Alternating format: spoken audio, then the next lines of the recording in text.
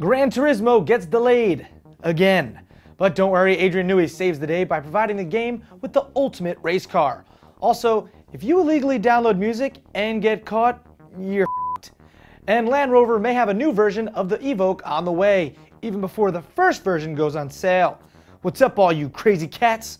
I'm Derek D. It's Hump Day. Welcome to Fast Lane Daily. What's illegal music have to do with cars? You'll find out. Where did the expression Hump Day come from? Well, I believe it's from the old English term, blunt.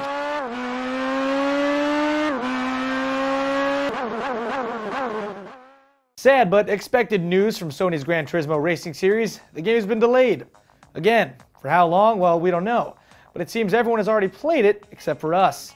The Australian Motor Show this year is even running a competition with fans. A 24-hour enduro race on the game at the Nürburgring.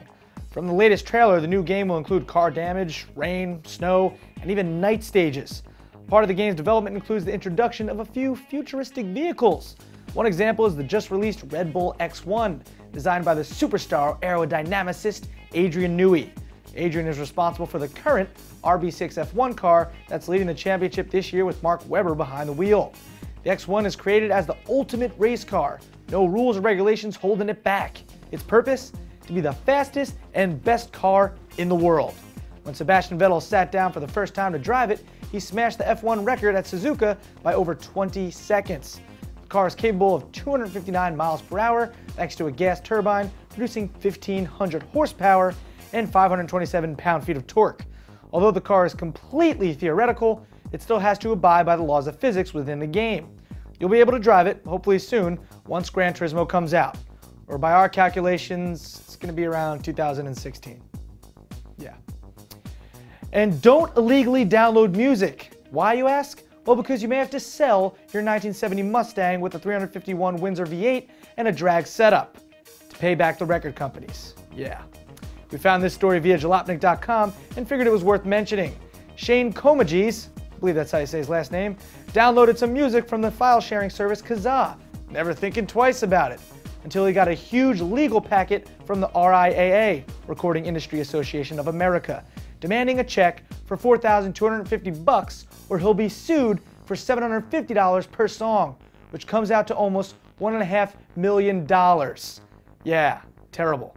Long story short, 16-year-old Shane had 4 months to pay up. He worked his ass off, saved about 2 G's, but it wasn't enough. His family didn't have much money either, so he had to sell the 1970 Mustang for an absolute steal at $2,500. The worst part of it all is the guy who bought it turned around and sold the Mustang for $8 grand. Second worst part of it all, the record companies only do this to set an example. They really don't need Shane Comage's $4,200. Yes, it's illegal to download music, but personally, I think the kid was a victim of this greedy fat guy over at the RIAA. Him. And now he's carless. Lose, lose. Wah, wah. You get one of those sounds? Thanks. And now to the internet rumor mill. For the past 10 years, there really hasn't been much excitement out of Land Rover. That was until we saw the two-door LRX concept at the Detroit Auto Show 2 years ago.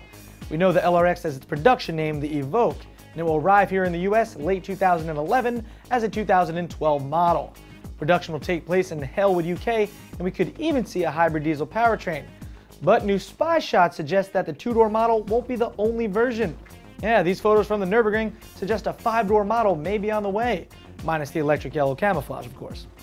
With Porsche looking to create a 2-door baby Cayenne, it looks like Land Rover will lead the way in a new evolving segment. But this 5-door begs the question, won't this eat away at sales of the Range Rover and LR3? We love the design, and how will this play out for the company? I don't know.